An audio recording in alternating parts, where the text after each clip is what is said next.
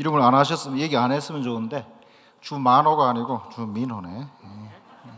주민호. 예, 주민호. 예. 카자흐스탄 교회 개척사의 발제는 저희는 이제 무슬림 지역, 예수 없는 지역에 들어가서 신자가 없던 상황에서 5천 명 저희 성도들이 이제 우리 네트워크 속에 생기고 50개 교회가 생긴 그 사역의 그 결과에 근거해서 카자흐스탄 교회 개척 사역은 우리 현장에 들어갔던 선교사들과 또 그들 일에서 일어난 현지인 사역자들 간의 하나됨과 그 연합, 그리고 서로가 하나님의 가족이요 복음 사역의 동역자라고 하는 그 인식을 공유하는 가운데 진행되었다. 그리고 계속해서 진행되고 있다라고 하는 것을 발제했습니다. 예, 다른 발제자 없습니까? 예, 다른 발제 안 왔기 때문에 유벤자민 선교사님 발제하셨는데, 이분은 마지막 시대를 위한 전도 방법론 엘리야 챌린지, 우리는 예수님께서 이 땅에서 하신 것처럼 복음을 전하고 병을 고치고 하나님의 말씀을 전함으로 인해서 교회 개척을 잘 할 수 있다. 그래서 아프신 분들 다 나오도록 해서 직접 참여자들이 병을 고치는 위대한 역사를 이루어냈습니다. 감기도 다 나가고요, 몸에 당뇨병도 고치고, 그래서 이 놀라운 역사를 이룬 최고의 그런 분과였습니다. 이상으로 보고를 마치겠습니다. 네. 자, 이어서 신학교 사역에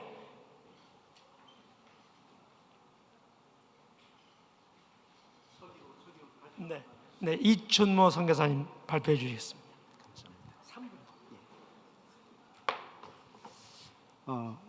신학교 사역 분과에서 서기를 맡았던 이춘모 선교사입니다. 사회는 장환희 선교사님, 발제는 김현종 선교사님, 카자흐스탄 선교사님이신데, 중앙아시아 침례 신학교 사례를 통해서 팀 사역의 열매를 아주 놀랍게 발제를 해주셔서 함께 나누었습니다. 그리고 두 번째는 인도네시아의 어성호 선교사님이 인도네시아 신학 교육의 어제와 오늘 그리고 내일, 정부의 그런 변화되는 모습들과 그리고 신학교 사역의 발전되는 모습, 가능성에 대해서 발제를 해주셨고, 우리는 전체 29명이 모여서 그 위에 질의응답 시간을 통해서 함께 다른 나라에서는 신학 교육을 어떻게 하고 있는지 그런 부분에 대해서 함께 나누기도 하고 질의도 하고 또 함께 고민하는 그런 시간이었습니다. 신학 교육이 각 나라마다 나름대로 어려움이 많고, 특별히 선교사들의 위치가 어떻게 되는가, 또 정부의 인가를 어떻게 받으며 연합으로 어떻게 팀 사역을 할 수 있는가, 그런 데 대한 내용을 얘기를 했습니다. 그리고 연합 사역을 함에 있어서 장단점이 있는데, 한마디로 이렇게 요약을 해 주셨습니다. 어떤 선교사님이 빨리 가려면 혼자 가고 멀리 가려면 함께 가라. 여기에서 연합 사역을 하는 그 가능성, 이런 것을 보았고요. 그리고 서구식으로 우리가 대개 신학교육을 하는데 전통적인 시스템과 지금 중국의 가정교회 시스템이 약간의 충돌이 있는 것 같다는 얘기를 하면서 성경적인 신학교육을 어떻게 할 것인가에 대한 고민을 해야 되며, 또 신학교의 목적이 목회자 양성이라고 한다면 도제식이든지 정부인가의 문제든지 모든 문제보다 목적을 잃지 말아야 되겠다는 그런 얘기를 나누었습니다. 그리고 특별히 KWMF가 펠로십을 강조하는 그런 단체이기는 하지만, 특히 신학교 사역의 분과는 유기성을 갖고 서로 협력하면서 협력하자는 그런 제안이 있어서 다른 나라 선교사님들과 함께 유기적으로 해나가는 것이 필요하겠다는 얘기를 했고요. 결론적으로 KWMF 신학교육 네트워크라고 하는 그런 가상적인 모임을 만들어서 계속적으로 한 번에 1회로 끝나지 말고 지속적으로 이 모임을 해나가자는 그런 얘기가 있었습니다. 이상으로 신학교 사역 분과 마치겠습니다. 감사합니다. 다음은 회교권 선교, 교육 선교의 팔라우의 정상진 선교사님 발표해 주시겠습니다. 박수로 환영해 주시겠습니다. 네, 만나 뵙게 돼서 반갑습니다. 저희들은 황성현 캄보디아 선교사님, 이시윤 터키 선교사님, 정운교 남아공 선교사님께서 발제해 주셨는데 캄보디아 조이 아카데미를 통한 캠퍼스 사역을 아주 잘 하고 있었습니다. 그래서 대학생 선교 사역과 함께 대학생들에게 기초 학문 수준을 향상시켜서 사회에 헌신하는 크리스천 리더를 발굴하는 아주 귀한 사역을 하고 있었는데 그 사역 사례를 아주 조목조목 잘 발표해 주셨습니다. 두 번째로 이시윤 선교사님은 무궁화 꽃이 피었습니다. 이런 제목으로 발제해 주셨는데 그 내용은 하나님의 문화를 창조하라 이런 제목이었습니다. 그 무궁화 꽃이라고 하는 그 의미가 영원히 지지 않는 꽃이란 그런 의미로 아주 재밌게 말씀 풀어서 해주셨는데 라이프 디자이너를 만들어라. 그래서 어떻게 하면 기독교 문화가 숨쉬게 할까? 그걸 굉장히 고민을 많이 했다고 그래요. 그래서 그리스도의 문화, 교회의 문화, 선교와 문화의 관계를 아주 잘 접목해서 자기 나름대로의 그 선교를 교육적으로 잘 접목해서 해나가고 있었습니다. 16년 동안. 그래서 하나님의 형상으로 디자인되어 가는 하나님 나라의 건설자가 되게 하자 그런 제목으로 말씀해 주셨고, 끝으로 정운교 선교사님 남아공 선교 현장에서 아버지 학교를 개설하는 법 이런 제목으로 발제해 주셨는데 그 아프리카 선교지를 중심으로 해서 아주 디테일하게 여러 나라의 아버지 학교를 개설해서 성공적으로 하고 있는 그런 내용을 말씀해 주셨어요. 그래서 16년 반 동안의 사역을 하면서 아주 충격적인 한 사건이 있었는데 말씀 암송에 대한 충격을 받고 말씀 암송이 얼마나 중요한가를 깨닫고 그 아버지 학교를 개설하게 되었다고. 그러면서 이제 그 아버지 학교가 얼마나 영향력을 많이 끼치는지 그래서 자기 아들에 대한 얘기를 하면서 아주 우리에게 좋은 얘기를 해주셨습니다. 결론적으로 이 세 분이 공통적으로 하는 얘기가 사역지에 맞게 그 방향대로 디자인해서 원하는 방향도 나가야 된다. 또 한 가지는 자존감을 회복시켜라. 또 하나는 가정 사역과 부부 관계, 아내 관계, 자녀와의 관계, 그 아버지 학교를 통해서 더 깊은 관계 속에서 하나님 나라를 형성해 나가자 하는 그런 아주 교육의 원초적인 얘기들을 주고받으면서 좋은 시간을 보냈습니다. 감사합니다.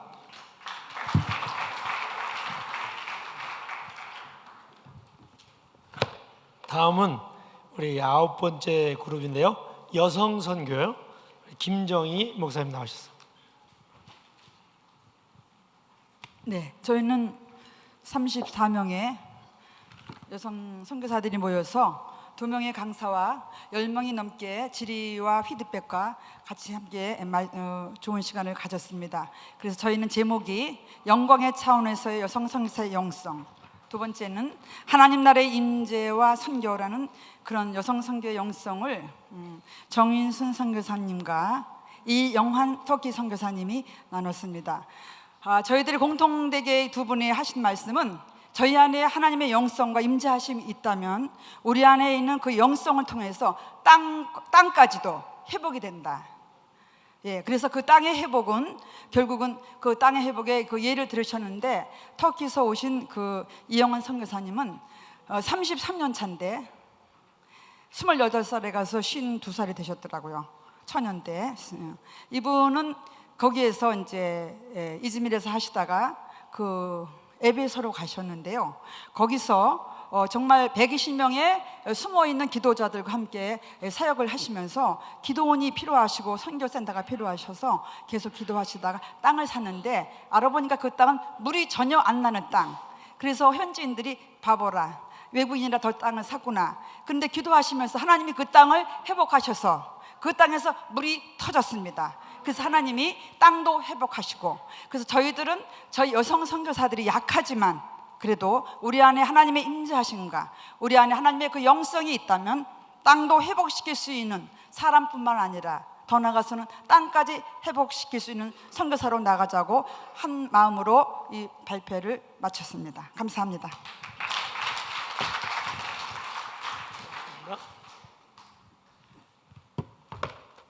다음은 유럽 지역 선교 장광수 선교사님 나오시겠습니다. 박수로 환영해 드리겠습니다.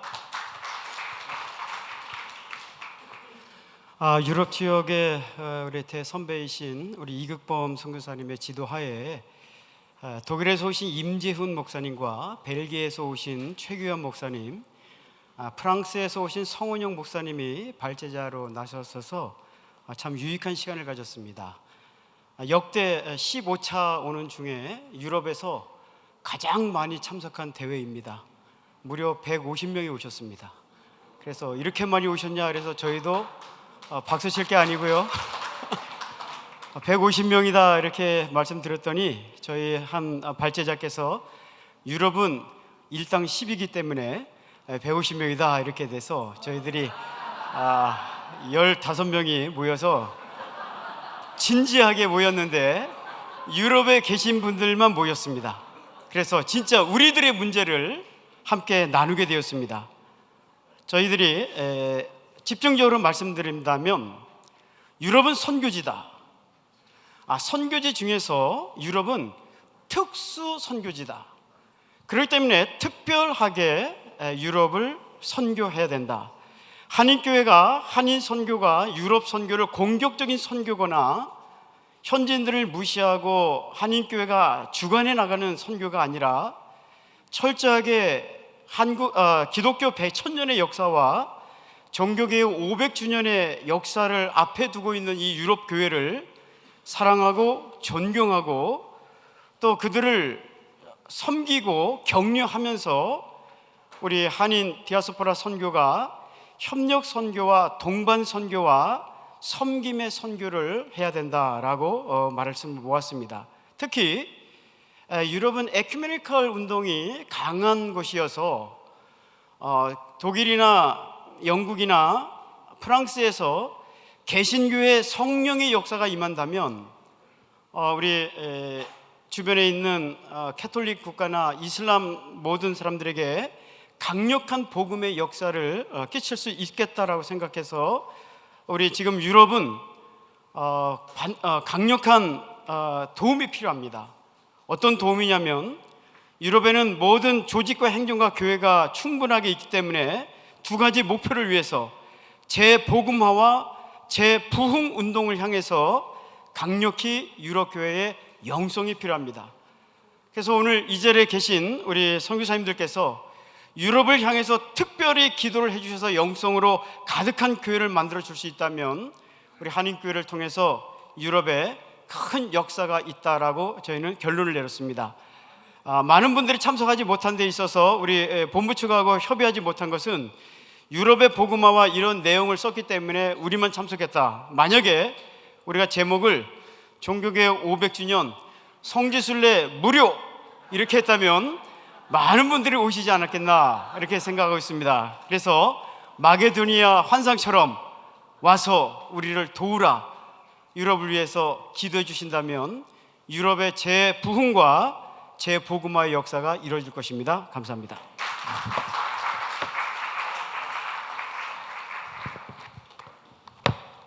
유럽 종교개혁 순례하는 걸 필요하시면 개별적으로 만나주시면 되겠습니다. 지금은 이제 전문인 선교 조남수 선교사님.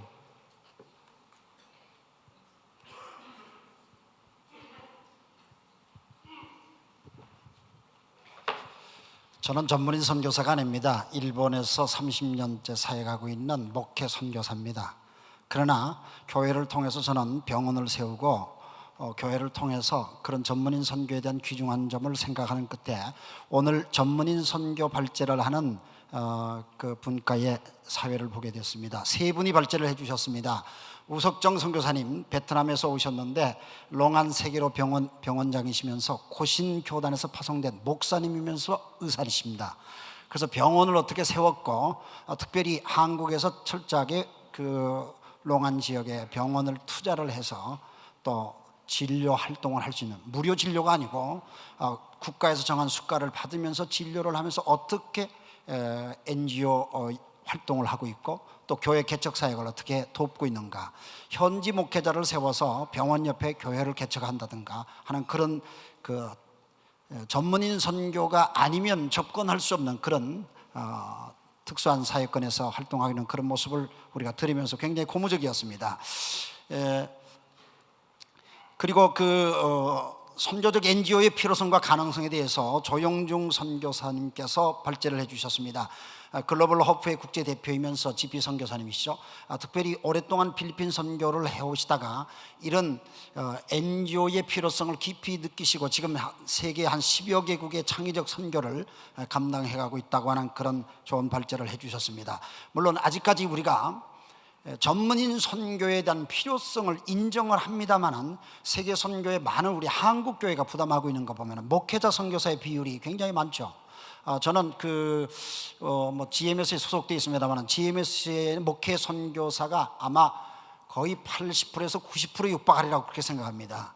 그렇기 때문에 전문인 선교에 대한 필요성을 느끼는 것은 이런 목회 선교사들에게 앙케이트 조사를 내본다니까 데이터를 보니까 전문인 선교사를 보내달라고 하는 것이 거의 85%의 해답이 나왔고 15%만 목회자를 원한다는 그런 대답이 나왔습니다. 그러니까 목회 선교사 현지 자신들도 전문인 선교사가 필요하다는 얘기를 지금 하고 있습니다만은 실제로 우리의 선교 현장이 전문인 선교사의 패러다임으로 바뀌어진 것 같지는 않습니다. 그래서 필요성을 많이 인정하는데 구체적으로 이 부분에 대해서 아주 귀한 그 사례 현장을 볼 수 있었고요. 저는 선교 현장에서 중요한 게 우리들이 대답할 수 있는 현장이 있어야 되고 그 현장을 정리한 이론이 있어야 됩니다. 그래서 이론과 현장이 함께 할 때 설득력 있고 또 우리의 모든 선교의 패러다임을 바꿀 수 있다고 생각하는데, 상영규 선교사님이 필리핀에서 이런 소위 비즈니스 선교를 어떻게, 자비랑 선교를 어떻게 해왔느냐 하는 것을 역사적으로 성경적으로 분석을 하고 또 지금 현장에서 그렇게 이루어지고 있는 현장을 소개해 주셨습니다. 다 소개해 드리고 싶습니다. 왜냐하면 선교사님들이 그걸 들으면 굉장히 가슴이 뜨거워질 것 같아요. 그래서 그분을 좀 만나셔서 정보와 자료를 좀 받으시면 좋을 것 같고, 제가 여기서 소개한다는 것이 굉장히 제한되어 있기 때문에 소개를 못할 것 같습니다. 그분이 이뤄놓은 현장은 어마어마할 정도입니다. 어떻게 그 짧은 시간에 한 20여 년 가운데 그렇게 어마어마한 그 사역을 이루었을까? 그것은 비즈니스 선교하는, 자비량 선교하는 제자들을 양육하니까 이 제자들이 승법 번식과 같이 이루어져서 대학을 세우고, 학교는 유치원에서부터 시작해서 대학까지 그 제자들이 다 세우고요, 동시에 신학교를 세워서 필리핀 사람들을 동남아시아 다른 지역으로 선교사를 파송을 하고 인도네시아 사람들을, 회국권의 사람들을 모셔와서 선교 훈련을 시켜 다시 회국군으로 돌려보내는 그런 사역까지로 전개되는 얘기를 들었을 때에 저도 굉장히 공부가 될 뿐만 아니라 어떻게 저런 그 좋은 그 소스들을 우리의 선교 현장에 적용할 수 있을까 하는 그런 도전을 받았습니다. 함께 관심 가져주시면 여러분의 선교지가 더 풍성해지라고 기대를 합니다.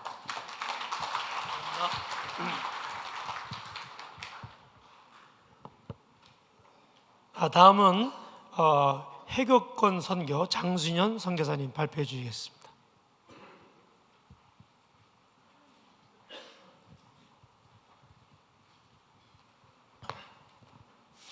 필리핀의 장순현 선교사입니다.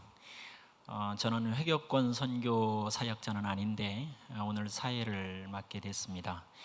회교권 선교 모임에는 회교권 전문가들과 회교권 현장에서 사역하는 전 세계의 28분의 사역자들이 참여했습니다.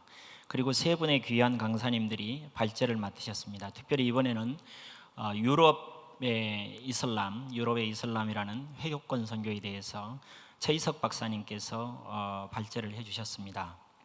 최희석 박사님은 33년 동안 프랑스에서 사역을 하시면서 프랑스 현지 교회 목사로서 유럽의 이슬람들에 대한 얘기를 해주셨습니다. 유럽은 이슬람화 될 것인가, 모슬림은 유럽화 될 것인가 하는 그런 내용에 대한 얘기를 해주셨습니다. 특별히 그동안 우리가 가지고 있는 유럽의 이슬람에 대한 이해를 현실 속에서 프랑스에 계시면서 구체적으로 사역하시는 그 학자로서 또 그리고 현지의 목회자로서 입장에서 잘 정리하셔서 우리에게 전달해 주셨습니다. 우리가 그동안 알고 있던 것과는 좀 많이 달라서 좀 당혹스럽긴 했지만 그러나 모든 이슬람에서 사역하는 모든 분들이 너무 유익하고 좋은 시간이었다고 얘기를 했습니다. 그리고 현재 지금 저희들이 알고 있는 것처럼 유럽의 그 무슬림들의 추세와 구성에 대한 얘기는 많이 좀 다르다는 것을 알게 됐고, 그리고 유럽이 이슬람화 된다는 것은 어쩌면 역으로 이슬람이 이용하는 하나의 어떤 그런 것이 될 수도 있겠다. 그렇게 그 진실된 내용에 대한 것들을 학문적으로 접근하고 또 내용에 대해서 저희들이 함께 나누었습니다. 그래서 구체적인 자료들이나 뭐 이런 부분들은 학문적인 자료들은 너무 좋은 게 많아서 기회가 되면 나중에 여러분들도 참고하시면 좋을 것 같습니다. 두 번째로는 회교권 가운데 성경정 이사 알마시 공동체 개척사에 대해서 김바나바 선교사님이 아이국에서 사역하시는 분이 이렇게 발제를 하셨습니다. 그런데 현장 속에 깊이 들어가서 비즈니스와 교육을 통한 사례를 통해서 이슬람 선교를 어떻게 할 것인가 하는 그런 내용들을 구체적으로 제시해 주셨고요. 특별히 섬기는 순다족 안에서 되어졌던 일에 대한 것들을 사례로 들어서 설명해 주셨는데 아주 저희들에게 아주 공감이 되고 너무 좋은 시간이었습니다. 그리고 세 번째로는 또 김영원 박사님께서 세네갈에서 사역하시는 김영원 박사님께서 발제를 해주셨는데 육군 중령 출신의 육군 사관학교 출신이어서 그러신지 굉장히 아주 저희들에게는 또박또박 그리고 정말 이렇게 해야 되겠다 하는 얘기를 좀 전달해 주신 것 같습니다. 특별히 내용 속에서 보니까 이슬람에 대한 바른 이해, 특별히 이슬람 종교에 대한 바른 이해가 없어서 저희들이 많은 어려움이 있다. 그래서 기본적으로는 이슬람 종교에 대한 바른 이해로 특별히 무하마드의 생애라든가 종교적 체험, 그리고 지금 현재 쿠란 속에 그 친성경적인 내용이나 그리고 반성경적인 내용에 대해서 바른 이해가 있어야 대처할 수 있고 그것들을 통해서 우리가 어떻게 대안을 제시할 수 있겠다, 이런 말씀을 해주셨습니다. 본인이 실제로 기독교 감리회 이슬람 연구원 지금 본부장으로서도 사역하고 계신다는 얘기를 했습니다. 이렇게 세 분의 발제를 통해서 저희들이 이슬람에 대한 새로운 이해와 또 현장 속에 세계 각국에 있는 서로 다른 얘기들을 토론을 거치면서 나름대로 나누었습니다. 그리고 너무나 유익한 시간이라고 서로 공감을 했고 그 가운데는 이슬람 전문가인 여러 박사님들이 함께 했습니다. 요르단의 정영남 선교사님이나 또 파키스탄의 이준재 박사님이나 다른 많은 전문가들이 얘기를 하셨고요. 그래서 이 모임을 그냥 갈 수 없다. 그래서 아무래도 4년에 한 번씩 모이니까 너무 힘드니까 네트워킹을 했으면 좋겠다 이렇게 하셔서 여기에 대표를 뽑았습니다. 그래서 코디네이터로 방글라데시의 이덕수 선교사님께서 좀 섬기시고 신학 자문을 김형원 박사님께서 섬기도록 그렇게 했습니다. 서기로서는 김충환 선교사님이 수고해 주셨습니다. 감사합니다.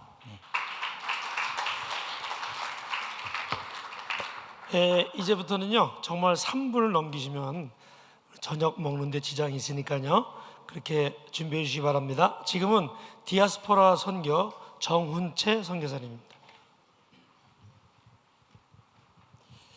디아스포라 선교가 참 뜨거운 감자 같습니다. 우리 가운데는 이것을 또 안 하기 때문에 우리가 또 이렇다 저렇다 말할 수는 없는 부분이고, 그러나 발제하신 두 분의 의견은 한 분께서는 이제 독일에서 한인교회를 하시면서 우리 한국 한 영혼을 사랑하는 마음으로 찾아가서 교회를 세워가는 일들을 하면서 그것이 역량이 모아져서 지금 독일로 모이는 난민 100만 명가량의 난민을 보고 비전 있게 선교를 감당하겠다고 말씀을 해주셨고요. 또 우리 윤마리 목사님께서는 중국 교회를 지금 섬기시고 계시는데요. 그 한인 디아스포라 교회를 섬기면서 그 힘으로 현지 중국 현지의 복음화를 위해서 다양하게 접근하고 있는 모습을 보았습니다. 다양한 교육을 통하고 또 특별히 참 쉽지 않은 3자 우리 공인교회와 더불어서 그 역할들을 잘 감당하고 그 공인교회가 또 오히려 배우러 오는 그런 고무적인 이야기도 좀 해주셨습니다. 저희들이 이 디아스포라 그 교회가 너무도 중요하다는 것을 함께 모여서 의논하는 가운데에 뭐 이건 너무 중요하죠. 사실은요. 현지에 한인들이 있으면 그 현지의 그 한인들을 동원해서 선교를 감당한다, 현지의 선교를 책임진다 하는 것이 이제 그 맥락이겠는데요. 이제 문제는 뭐냐면 지금 우리 전 세계에 흩어져 있는 한인 교회들이 있습니다만은 그 담임하고 있는 목회자의 마음이 어느 정도로 선교에 헌신하는가에 따라서 이것이 사실은 많은 차이를 두고 있다고 하는 것입니다. 그래서 이 부분에 대해서 우리가 많이 고민을 하고 있고, 또 두 번째 문제는 뭐냐면 불과 십수년 전만 해도 한인교회를 하는 분들은 선교사가 아니라고 하는, 교단적으로도 한번 이렇게 한번 정리가 됐던 적이 아마 있는 걸로 알고 있습니다. 그래서 이 부분 때문에 참 많은 한인교회들이 혹은 선교사님들이 힘을 잃었던 적도 사실 있었습니다. 그러나 불과 몇 년 전 지금 나타나고 있는 현상은 한인 디아스포라 교회가 얼마나 선교에 영향을 미칠 것인가에 대해서는 다들 이해해야 하는 바라 생각됩니다.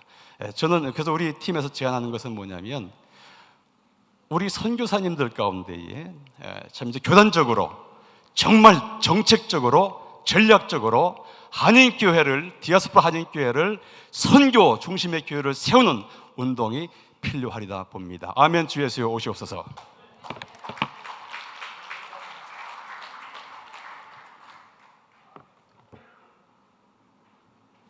그다음에는요, 힌두권 선교에 대해서 이상기 선교사님 발표하겠습니다. 네, 3분입니다. 네, 안녕하세요. 저는 인도에서 사역하고 있는 이상기 선교사입니다. 1995년 1월 15일 날 인도에 첫 발을 디뎠고 지금 21년 차의 사역을 하고 있습니다. 오늘 저희들 인도 힌두권의 선교 전략 이렇게 나누면서는 이렇게 인도의 선교사님들 가운데 우리 힌두교와 힌두교의 좀 아주 전략적인 전문가이신 우리 곽선교사님과 또 우리 이슬람의 전문가이신 김선교사님께서 힌두와 이슬람에 대해서 충분히 좀 나누어 주셨고, 그리고 또 모인 선교사님들이 함께 인도 선교의 전략들을 좀 이렇게 허심탄회하게 나누는 시간이었습니다. 인도는 지금 인구가 한 13억 정도가 됩니다. 그 중에서 힌두 교도의 숫자가 한 10억 정도가 되고요. 무슬림도 인도 안에만 약 2억 정도의 무슬림이 있고, 그리고 인도권이라고 하는 파키스탄과 방글라데시를 다 합치면은 무슬림 숫자만 해도 한 5억 5천만 명 정도가 된다라고 하는 발표를 해 주셨습니다.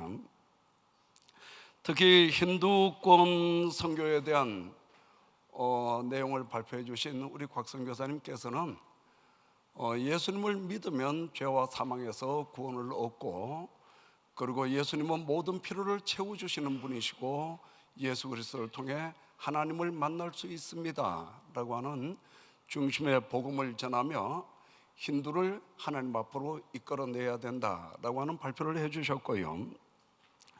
그리고 우리 김선교사님께서는 전 세계의 이슬람들 중에서 그래도 인도권의 이슬람이 보다 더 접근하기가 쉽고, 그래서 인도권의 그 이슬람들을 예수 그리스도의 복음을 통해서 하나님 앞으로 이끌어내고 그들을 통해서 중동과 여러 이슬람권의 선교 사역에 대한 전략 부분도 함께 나누어 주셨습니다. 그런가 하면 오늘 좀 또 나누어졌던 것은 지금 인도가 최근에 그 선교사님들을 많이 추방하고 있고, 그리고 지금 인도에 입국을 하다가 이미그레이션에서 리젝트 돼가지고 추방된 선교사님들이 생각보다가 지금 많이 발생했고 또 지금도 그 일들이 일어나고 있습니다. 그래서 오늘 나눈 가운데 인도 선교에는 거주 가능한 분들은 거주자의 그 선교 전략을 가져야 될 것이고, 또 하나는 비거주 선교 전략에 대해서도 생각을 해봐야 된다라고 하는 부분들 함께 나누었습니다. 특히 지금 인도 선교를 위해서는 보다 더 좀 기도를 해 주셨으면 좋겠습니다. 감사합니다. 발표하실 분들은 요 맨 앞자리에 앉아주시기 바랍니다. 여기 안 앉아 계시면 발표를 포기한 걸로 알겠습니다. 그 다음에는 우리 창의적 접근 지역 김영섭 선교사님. 저희 세션에서는 공공명이 모여서 했습니다. 의료 사역의 모델로 소개가 됐고요. 그 사역 중에 독서 운동을 했습니다. 그런데 자금 부족으로 인해서 문 닫아가지고 강제 기증해야만 하는 그런 또 슬픈 이야기가 있었습니다. 두 번째 나온 선교사님은 미셔널 처치에 대해서 말씀했습니다. 그래서 이 최소 종족으로 많은 아웃리치가 나간다. 지금 행해지고 있다고 했고요. 세 번째 나오신 분은 우리가 그 창의적 접근 지역에서 일을 하다 보면 너무나도 우리가 보안 뭐 이런 등등해서 위축되고 그러는데 불법보다는 성령이 원하는 일을 정면 돌파를 하자. 그래서 하나님이 하라고 하는 곳에 귀 기울이자. 그리고 너무 우리가 제2큐를 발달시키지 말자. 여러분 제2큐가 뭔지 아십니까? 잔머리입니다. 그래서 하나님이 중심이면 길이 열린다. 창의적 접근 지역에서 일하는 우리 선교사님들, 우리가 끝내야 주님이 오시니까 자부심 가지고 최선을 다하자. 이렇게 결론을 맺었습니다. 감사합니다.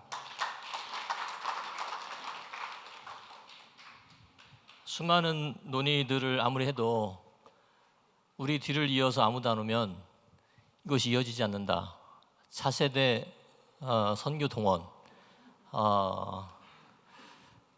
저희들은 그 최욥 선교사님, 이중성 선교사님, 신영선 선교사님이 하셨는데요. 제가 볼 때 한국 선교사의 평균 연령이 현재 40대 중반이라고 생각합니다.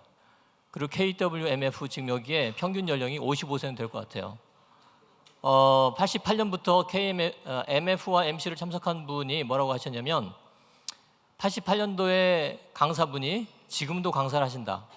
그때 임원이 지금도 임원을 하신다. 그래서 이 차세대 발굴이 정말 중요하다라고 하는 부분을 얘기했고요. 특별히 저희들 그 차세대 동원에 있어서 세 분이 나오셨는데 잘 나눠주셨어요. 첫 번째는 한국교회 차세대, 두 번째는 선교지에 있어서 선교지에서의 차세대, 그러니까 우리 현지인들이 또 다른 나라에 선교사로 갈 수 있는 차세대, 그 다음에 MK 차세대, MK들이 선교사로 갈 수 있는.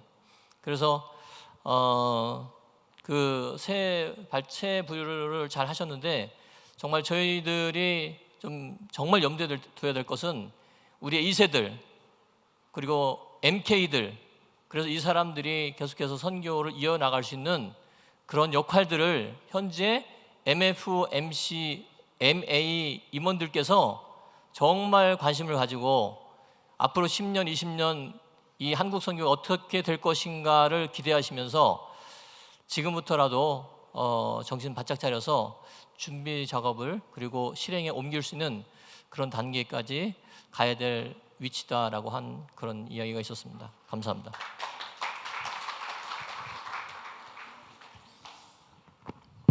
네, 태국의 조영진 선교사입니다.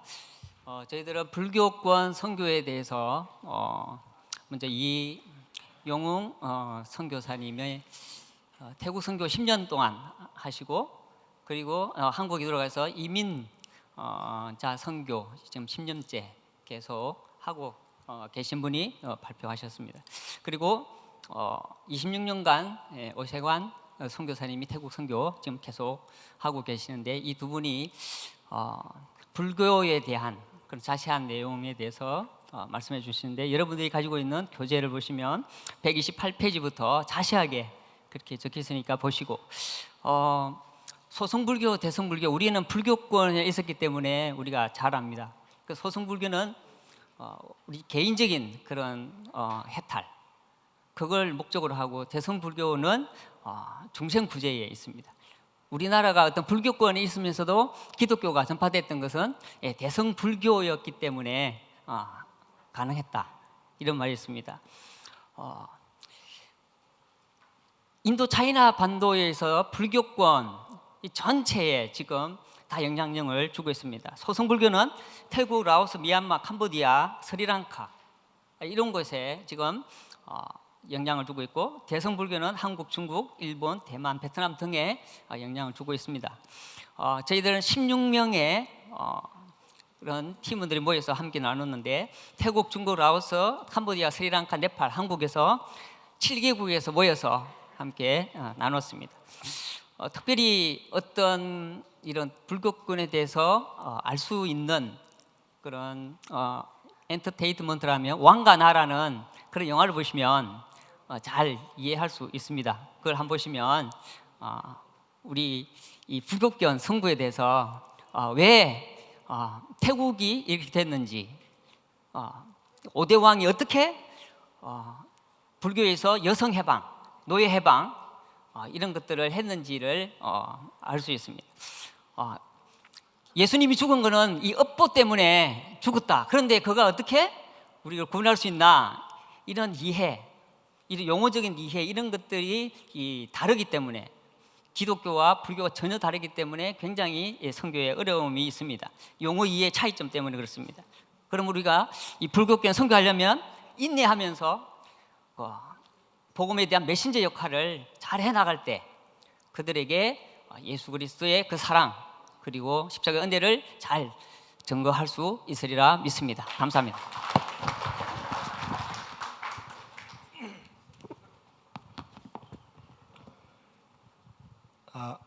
멤버 케어 발표 드리겠습니다. 멤버 케어 위기관리, 저희는 선교사의 위기관리에 대해서 한국위기관리재단의 김진대 사무총장님께서 발표를 해주셨고, 선교사의 멤버 케어와 위기관리는 장인관 선교사님, 그리고 선교사의 은퇴에 대해서는 제가 발표를 했습니다.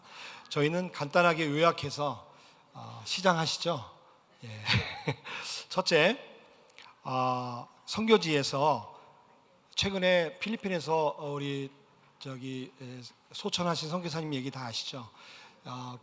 정말 요즘에 그런 일들이 많이 있는데, 그런 걸 위해서라도 선교사님들께서 선교지에서 위기 관리에 대한 그런 그 인식이 있어야 되는데, 위기 관리는 한마디로 이렇게 말씀하셨습니다. 위험을 보는 것이 안전의 시작이다. 그러니까 위험을 직시하셔야 된다는 얘기입니다.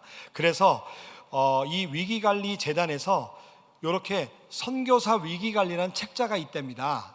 그래서 이것이 전 세계적으로 권역별로 돌면서 그 교육도 하고 하니까 나중에 보시고, 또 위기관리재단 홈페이지 들어가면 아주 자세한 내용이 많이 있다고 합니다. 그래서 필드에서 위기관리 멤버 케어 훈련이 반드시 필요하다, 이렇게 얘기가 나왔고요.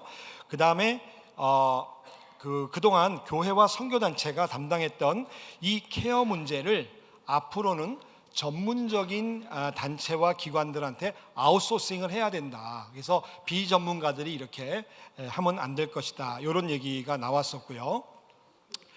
그래서 이 멤버 케어의 목적만 제가 읽어드릴게요. 선교사가 주님을 사랑하고 사명에 집중하도록 자기개발과 지지해주고 삶의 주기마다 찾아오는 문제와 갈등에서 쉽게 회복하도록 도와주며 은사와 자기개발과 성장을 위해 돌보고 지원하는 것, 이런 것들이고요.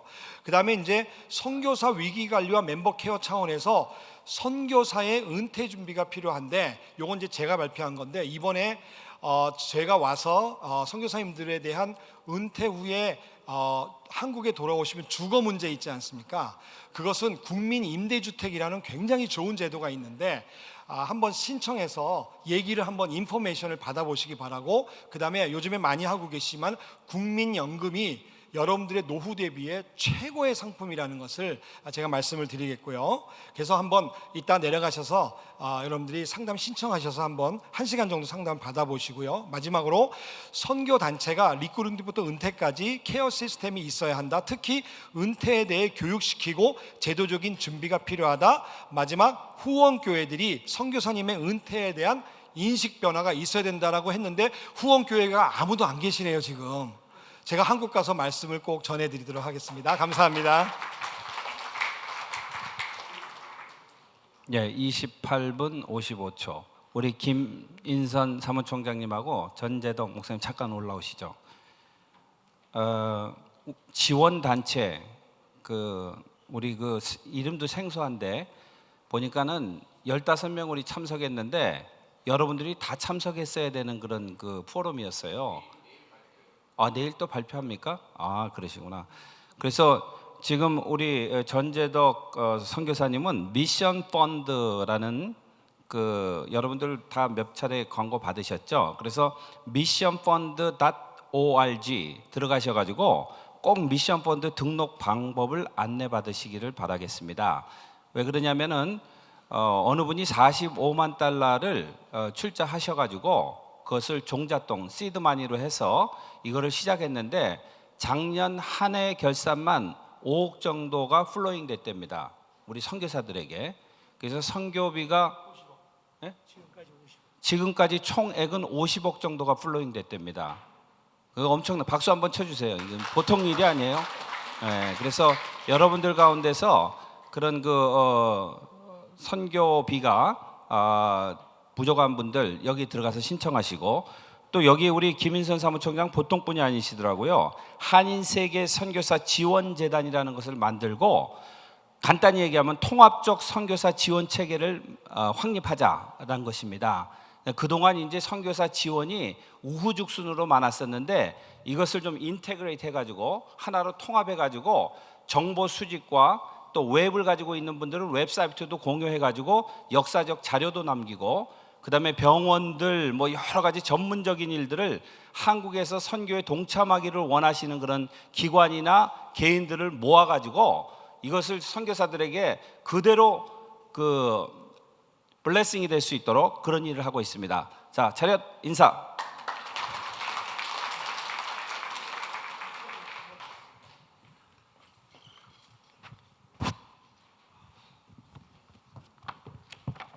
예, 저는 선교 연구개발을 발표하러 나왔습니다.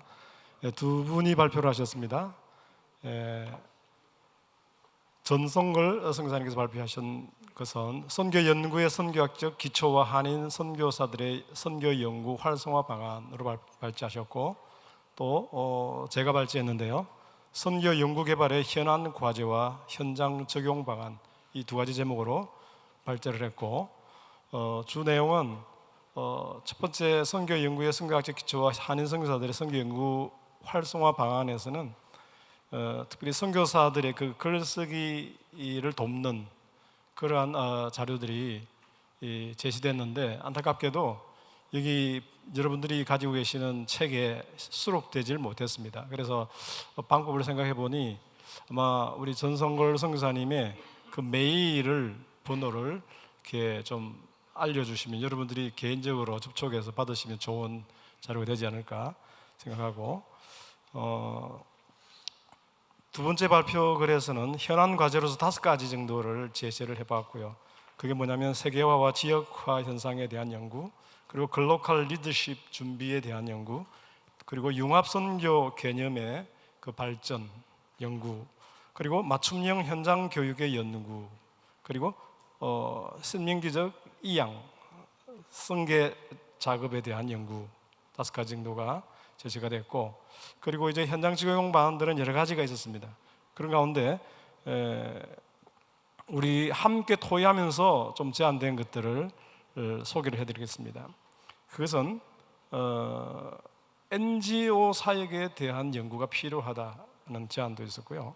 그리고 또 현재 그 북한 사역 전문가를 준비하는 데 대한 연구도 필요하다, 그런 제안도 있었고, 그리고 또 선교학계와 교계, 목회자들, 선교사들과 선교학자들, 그리고 국내에서 목회하시는 일반 목회자가 아니고 선교를 열심히 하시는 교회 목회자들 사이에 그 인식의 차이가 너무 크다. 그래서 이 차이를 어떻게 메울 수 있을 것인지에 대한 그 연구도 필요하다. 그렇게 이야기됐고, 또 성서 중심의 선교 개념의 틀을 넘어서서 좀 더 확장되어지는 선교학의 개발 연구도 필요하다. 이 정도로 제시된 것 같습니다. 감사합니다.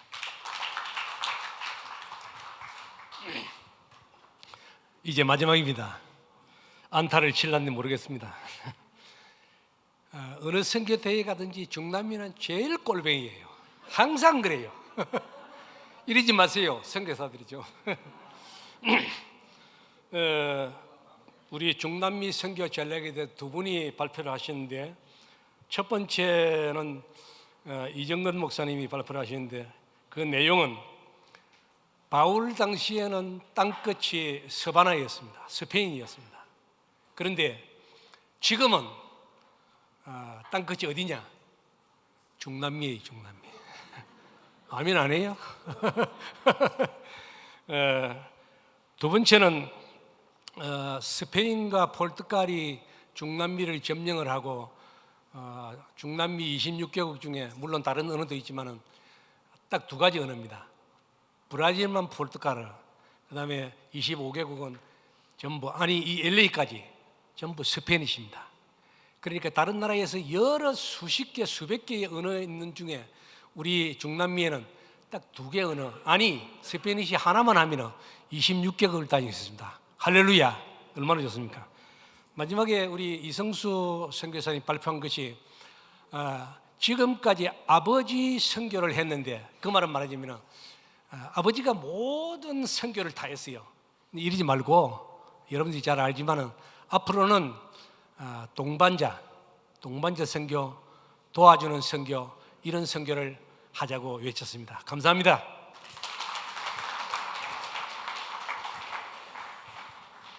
마지막이 됩니다. 식사 시간 다가왔는데, 저희들은 난민 사역에 대한 분야에서 요르단과 독일 상황에서의 난민 이야기들을 나누었습니다. 시대적인 상황 가운데 긴급하게 이루어지고 있는 현안이어서 관심이 지대하지만 또 여러 가지 상황들이 있어서 어려움이 있었습니다만은 유럽에 하나님께서 기회를 주셔서 하나님의 선교가 이루어지는 난민 사역의 기회 가운데 어두운 면이 있습니다. 이슬람화의 경계가 있었던 부분 속에서 유럽이 교회가 쇠퇴해지고 자기 얼굴을 가지지 못하는 가운데에 이방인으로 다가온 저들을 환영하지만 문화와 사회가 통체적으로 흔들리는 위기 가운데 있는 경계선에 있는 난민 상황들을, 또 시리아 난민들이 요르단에서 어떻게 정착해 가는 과정이 있는지를 보면서 뉴비긴의 이야기를 마지막으로 저희들이 정리했습니다.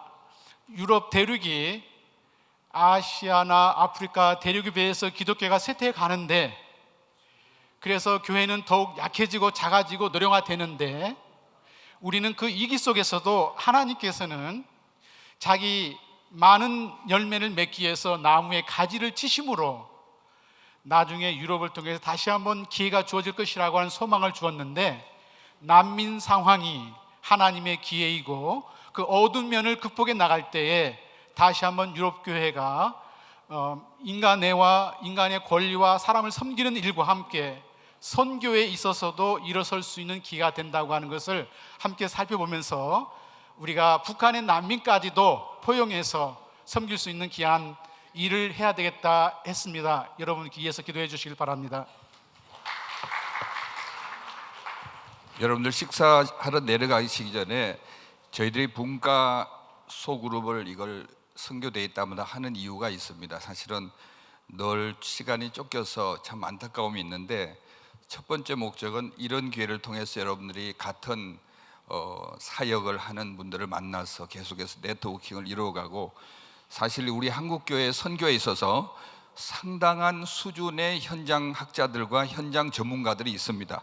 그럼에도 불구하고 여러분들이 갖고 있는 그 굉장한 포텐셜이 모빌라이즈가 되지 못해서 한국 교회에서는 가끔 딴소리를 하는 것들이 있기 때문에 여러분들이 이런 네트워킹을 이루어서 계속 모임이 좋겠고요. 두 번째는 이번에도 귀한 원고들을 많이 써주셨는데 너무 감사합니다. 우리 선교사들이 정말 글 쓰는 훈련을 좀 해서 이런 소논문들, 여러분들 뭐 박사학위도 하고 하지만은 글을 쓰는 연구를 계속해서 우리 한인 선교사들의 어떤 양적인 숫자보다도 앞으로 질적인 발전을 하는 그런 노력을 우리가 함께 나가면 참 좋겠다고 생각합니다. 맛있는 저녁 시간 하시기 바랍니다. 감사합니다.